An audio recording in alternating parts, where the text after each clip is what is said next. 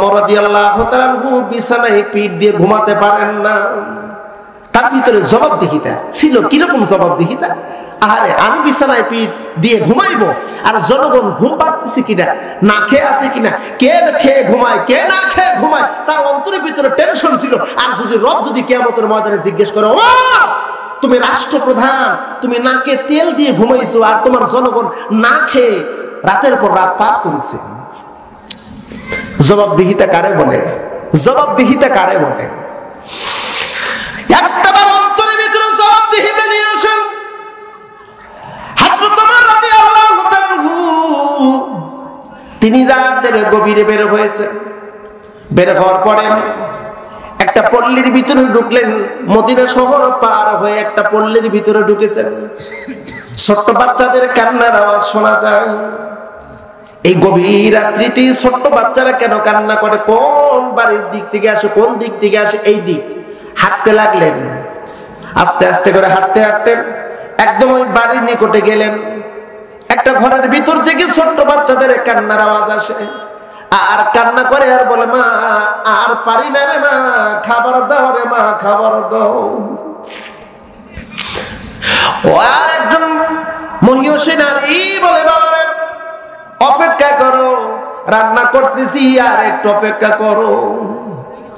হযরত ওমর বেশ কিছুক্ষণ দেখলেন।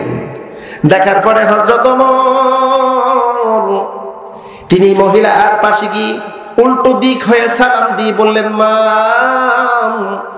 এই গভীর রাত্রিতে কি রান্না করেন? আর আপনার সন্তানেরা খাবারের জন্য কান্নাকাটি করে এমন করে কেন?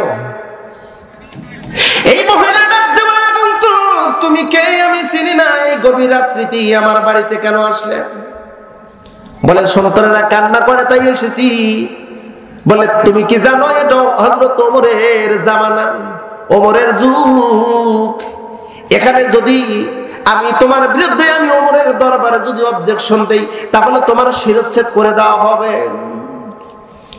ওমর বলতেছে, ওমর পরিচয় না দিয়ে বলছে, মা আমার ভুল হয়েছে, তারপরে একটু ক্ষমা চাচ্ছি, আপনি ওমরের কাছে আমার বিরুদ্ধে নালিশ করবেন না। মা এই সন্তানটা কান্না করতেছে, আপনি রান্না করতেছে, তো কি রান্না করেন? আমি তো অনেকক্ষণ ধরে আমি লক্ষ্য করতেছি আপনি খাবারও হচ্ছে না, সন্তানদেরকে দিচ্ছেন না।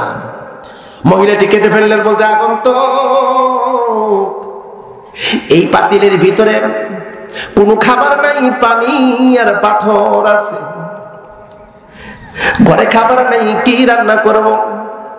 রাত গভীর হচ্ছে, আমি চিন্তা করতেছি সন্তানেরা কান্না করতে করতে ঘুমায় পড়বে। এই জন্য সন্তানদের কি বলি, ধৈর্য ধারণ করে একটু অপেক্ষা করো, খাবার প্রস্তুত হচ্ছে। হযরত ওমর বললেন, মা এই সন্তানদের আব্বা কি নাই?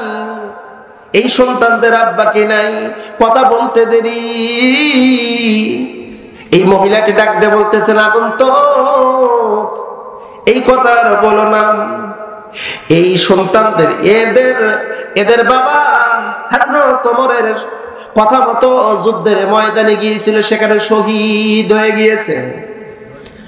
এবার মহিলাকে হযরত ওমর বলতেছেন, মা আপনি কি একটা বার হযরত ওমরের কাছে কি গিয়েছেন? আপনার অভাব অনটনের কথা কি আপনি বলেছেন নাকি? মহিলাটি বলতেছেন, আমি কেন যাব? ওমর কি আমার বাড়িতে আসতে পারে না? আমার খবর কি সে নিতে পারে না? আমি কেন ওমরের কাছে যাব? ওমর মনে মনে ভাবতেছে, আমার পায়ের তলা থেকে মাটি যেন সরে যাচ্ছে। এই ছোট্ট একটা মামলা যদি আমার রবের কাছে দেয়, আমি ওমরের জীবন সব বরবাদ হয়ে যাবে। ওমর বলতেছে, মা একটু অপেক্ষা করো, দেখি তো তোমার জন্য কোনো সাহায্য করতে পারি কিনা। একদম দিয়ে চলে গেলেন বাইতুল মালের খাদিম আসলাম রাদিয়াল্লাহু তাআলা আনহুকে ডেকে তুললেন, আসলাম রে তাড়াতাড়ি দরজা খোল, এক বস্তা ময়দা দে, এক বস্তা ময়দা তাড়াতাড়ি বের করো। বের করলেন। হযরত ওমর বলতেছে, আমার ঘাড়ের উপরে তুলে দাও। বলে, না ঘাড়ের উপরে আপনার ঘাড়ে তুলে দেবো কেন, আমরা তো আছি। বলে, না এটা হলো আমার দায়িত্ব, আমার বোঝা আমাকে বহন করতে দাও। চিল্লা করে এটা আল্লাহু আকবার। আর একটু জবান খুলে জোরে সোরে বলেন, এটা আল্লাহু আকবার। আমার বোঝা আমাকে বহন করতে দাও। হযরত ওমর রাদিয়াল্লাহু তাআলা এক বস্তা ময়দা নিয়ে চলে আসলেন এই মহিষী নারীর বাড়িতে।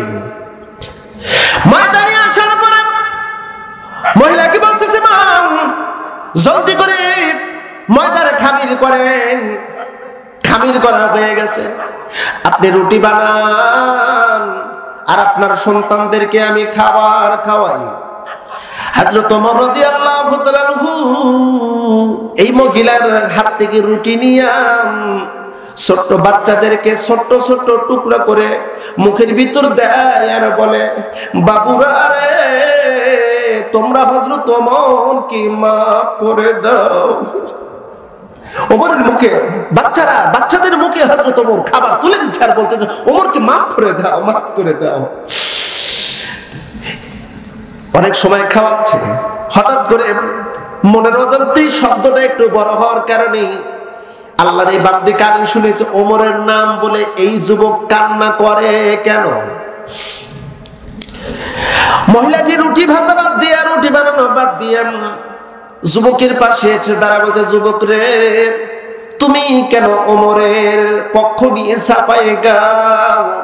কেন তুমি ওমরের পক্ষ নিয়ে তুমি ক্ষমা চাও? কারণ কি? তুমি কে? দাঁড়াও তো দেখি। হযরত ওমর দাঁড়ালেন। মহিলাটি এক নজর দেখে আল্লাহু আকবার চিৎকার দিয়ে বললেন, আমিরুল মুমিনিন, আমি ভুল করেছি, মাফ করে দেন। আপনার সঙ্গে আমি বেয়াদবি করেছি। ওমর বলে, মা, আসলে তো আমি তো বড় ভুল করেছি, আপনি তো ভুল করেন না, আমি তো মহাপাপী, আমি আপনার খোঁজ খবর রাখি নাই, আমি তো দায়ী। চিল্লাগুলি আল্লাহু আকবার। সৎ লোকের শাসন সমাজে প্রতিষ্ঠিত হলে এমন চিত্র হবে। ওমর রাদিয়াল্লাহু তাআলা আনহু মিশরে গেলেন। মিশরের প্রেসিডেন্ট হলো আমর ইবনুল আস রাদিয়াল্লাহু তাআলা আনহু। বিশেষ একটি কাজে গেলেন, অনেক লম্বা চওড়া ঘটনা।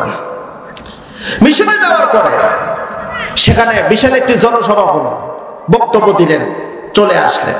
বক্তব্য শেষে হযরত ওমর রাদিয়াল্লাহু তাআলা মেহমানদারি করবেন, মেহমানদারি করাবেন আমর ইবনুল আস, মিশরের গভর্নর। তিনি এবার হযরত ওমরকে মেহমানদারি করাবেন। খাবার ঘরে নিয়ে গেছেন, মেহমানদারি করবেন। খাবারের অসংখ্য আইটেম, অনেক আইটেম।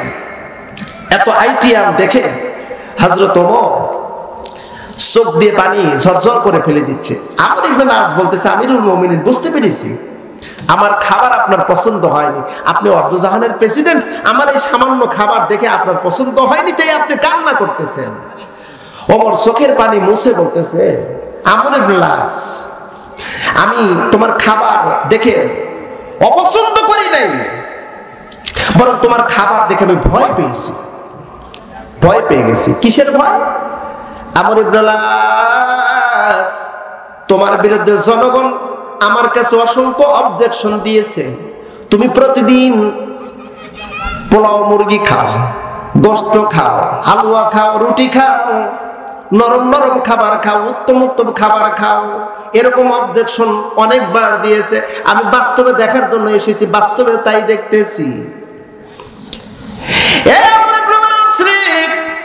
তুমি কি জানো, আমি যেদিন খেলাফতের শপথ গ্রহণ করেছি, ওই দিন থেকে আমার খাবার মেনু পরিবর্তন করে আমার জন্য আমি বাধ্যতামূলক করে নিয়েছি জয়তুনের তেল আর শুকনো রুটি।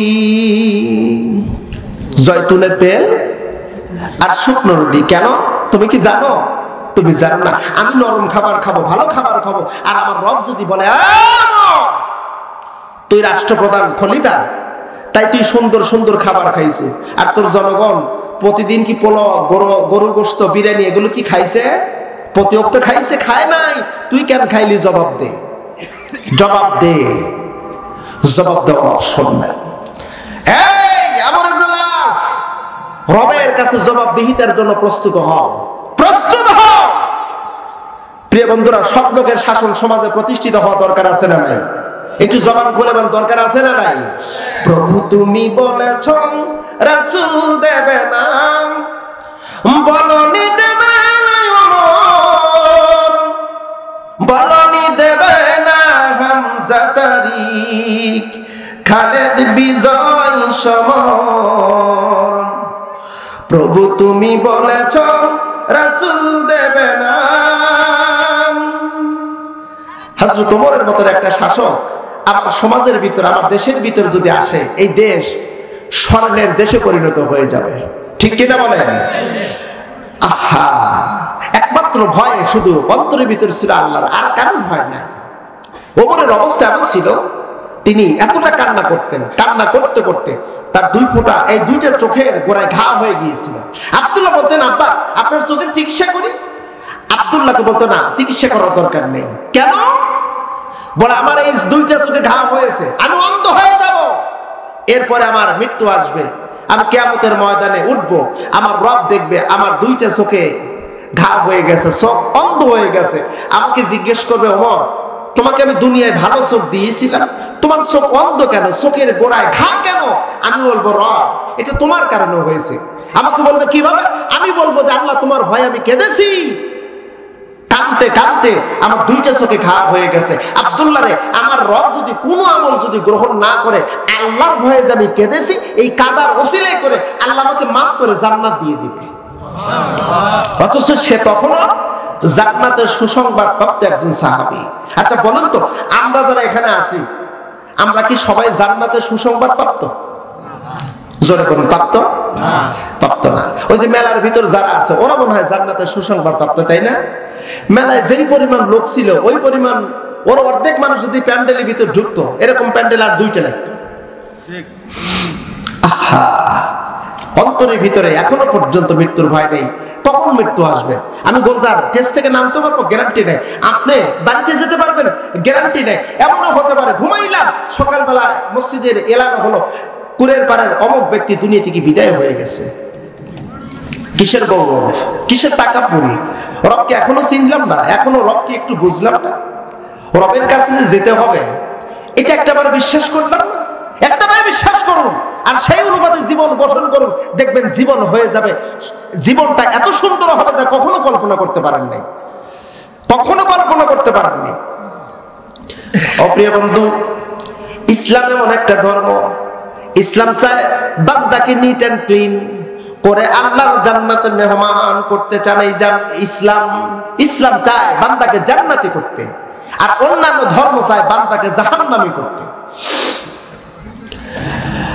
অপ্রিয় ভাইরা, আল্লাহ পাক রব্বুল আলামিন বলেন, এ বান্দারা, তোমরা যারা ইসলামের ভিতর দাখিল হবা, তোমাদের ব্যাপারে গুরুত্বপূর্ণ একটি কথা হলো, ওয়ালতাকুম মিনকুম উম্মাতুন ইয়াদউনা ইলাল খায়রি ওয়া ইয়া'মুরুনা বিল মা'রুফি ওয়া ইয়ানহাউনা আনিল মুনকার ওয়া উলাইকা